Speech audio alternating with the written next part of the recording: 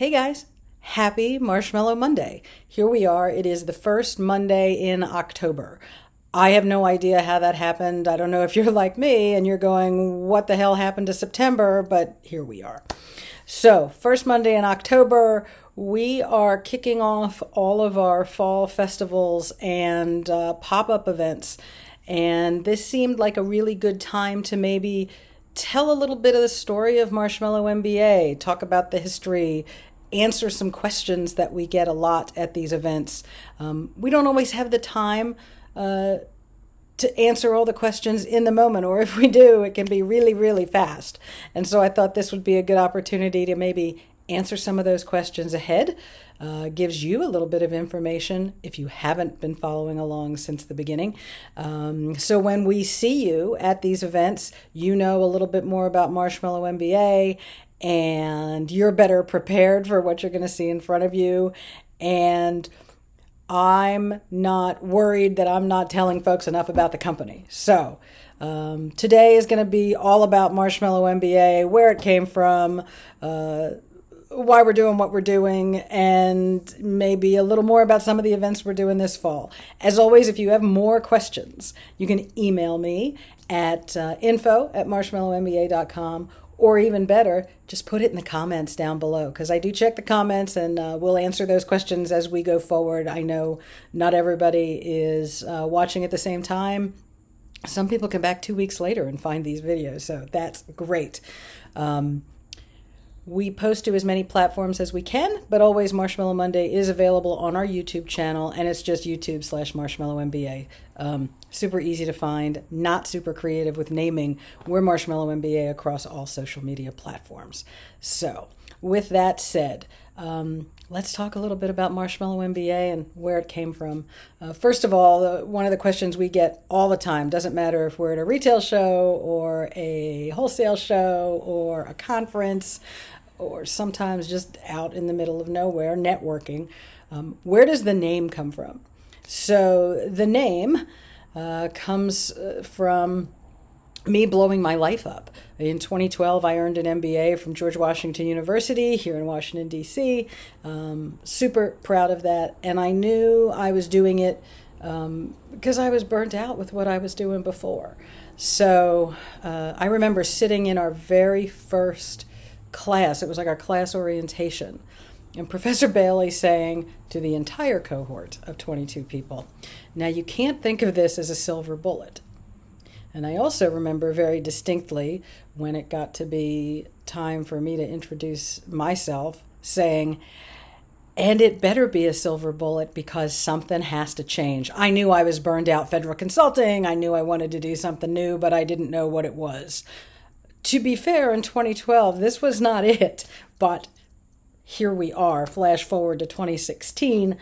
Our dear friend Keith, who you probably saw in the Foodie Friday episode when we did Foodie Friday with friends, Keith Green named the company. He said to me, I don't know why you're not selling these marshmallows. You could be the Marshmallow MBA. We had another bottle of wine while laughing very hard, and the name stuck in my head, and then I pulled Sandra in. We were having a conversation about it, and she asked, how hard are marshmallows to make? And marshmallows aren't hard to make, but they're just futzy. So we pulled out some pans and pulled out some mixers and pulled out some ingredients and washed some dishes and did a little more, did a little more, did a little more. Marshmallow MBA was born early 2016, and here we are almost 8 years later. Some other people will ask, not so much about the name, but really, where does the recipe come from? And so my grandma Trout and I made marshmallows when I was a kid. We made candy when I was a kid. She had a crazy sweet tooth. Much like my not expecting getting an MBA was going to lead to a candy company, I don't think she could have foreseen that our making marshmallows together would lead to what I'm doing now. We have a library of more than 150 flavors that we can do. We don't do them all at the same time. And then we're making other things with the marshmallows. The s'morks, which you're probably familiar with, and probably my favorite thing, the s'mores boxes, which are back These are seasonal. You can get these October through April only. This s'mores box is our Stroop Waffle s'mores box. More on this in a minute. So I don't think Grandma ever saw that. She thought we were going off the reservation when we made peppermint marshmallows for the holiday. But here we are, crazy flavors. We say traditional marshmallows, marshmallows made with a traditional recipe, with non-traditional flavors.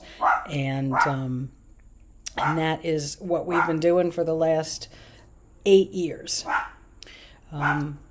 Another question we get, what can I do with marshmallows? Depending on the event and depending on how late we've been at the event, we will occasionally toss, but when someone says, what should I do with marshmallows? Our response is anything you want. I don't judge. When you get them home behind closed doors, it is between you and your God and your marshmallows with what you do with them.